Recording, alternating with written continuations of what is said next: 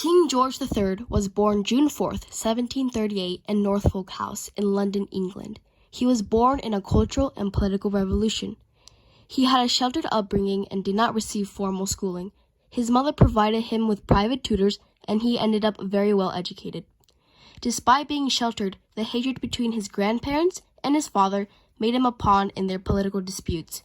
This made up a majority of his childhood. When he became older, he pursued a career of being a politician. 9 years after his father's death, following his grandfather's death, he soon became king. A year later, after being crowned king, he married Charlotte of Mecklenburg of Sturlitz.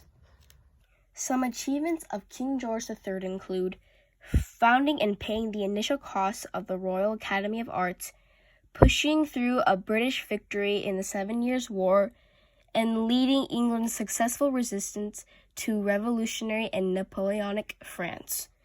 And he also presided over the loss of the Revolutionary War.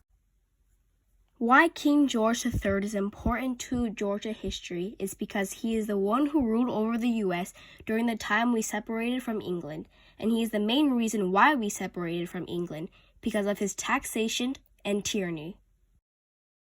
1760, George's grandfather dies and he becomes king, because previously in 1951, his father died, making him the heir to the throne.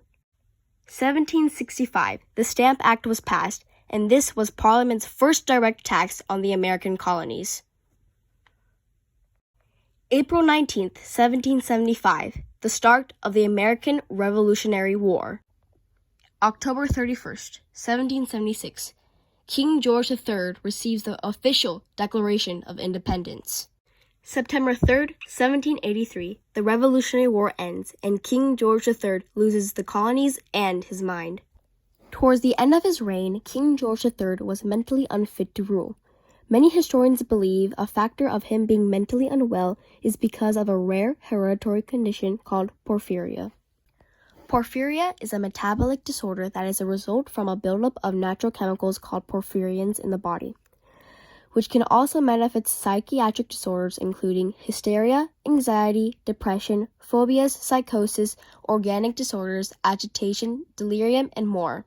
He died January 9, 1820. Many historians believe that he died because of his condition porphyria or because of arsenic poisoning from cosmetics and medicine. He died in Windsor Castle in Windsor. He left this world as the Mad King George and the tyrant who lost America.